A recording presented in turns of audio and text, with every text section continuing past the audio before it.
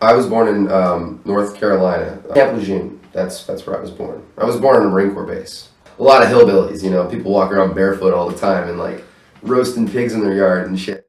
They loved it. I grew up in Fremont, Nebraska. That's where I grew up.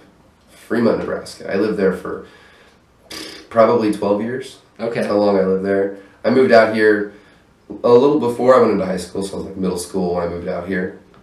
And I've just been out here ever since. But I go back every summer and visit my family, and I go fishing a lot. It's a really relaxing place. There's just good people out there. Everybody waves to everybody. It's not like San Diego. Like you can walk down the street and actually like just bump into a stranger and have a fucking conversation. I grew up in Scripps Ranch. But I grew up in Scripps Ranch. Don't judge me.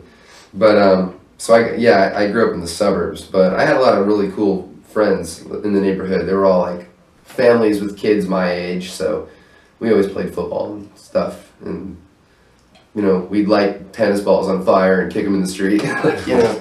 So now you live downtown in this building. Tell me about this building again. All right, I'll tell you about this building. This building I'm living in is the original Canary. It was the Canary Cottage.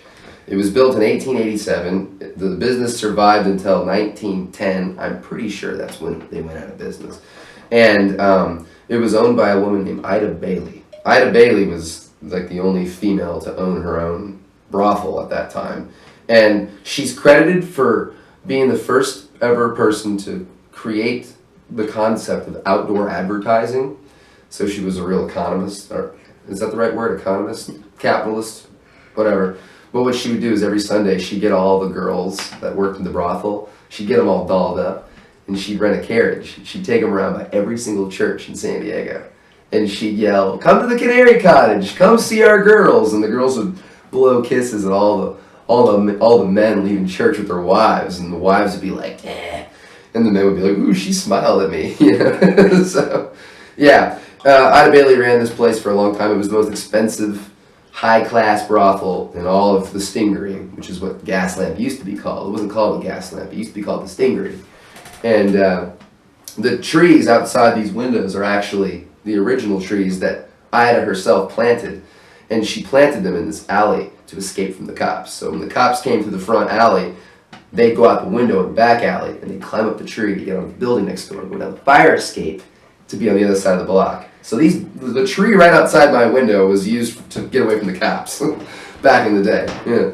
And you said there's a gambling hall that... Yeah, upstairs is the gambling hall. That's actually an older building. I think it was built like 4 or 5 years before the Canary Cottage was built. And the gambling hall was owned by somebody else, some guy. I don't remember his name. But it was called the Fan Tan Gambling Hall. So they would come here, they'd pay at the front to go gamble, and afterward they'd come here and they'd have a good time with one of the girls at the Canary Cottage, And all these rooms in this building are connected by another door, as I was telling you. Except for one room, and that's this room. The room that we're in now is the only room in this building that's not connected. It's completely private. So the people in this building that live here now, we all have a theory, and that's either my room that I'm in now is either the VIP room of the Canary Cottage, or it was Ida Bailey's office that she operated out of. And I think that's what it is. That's what I believe. I think I'm actually living in Ida Bailey's room, which is pretty fucking cool. Is the ghost of Ida Bailey still around? I think the ghost of Ida Bailey is here. I don't know. Maybe I'm her and I'm back. I don't know. But yeah, I feel so right being here. It's pretty cool.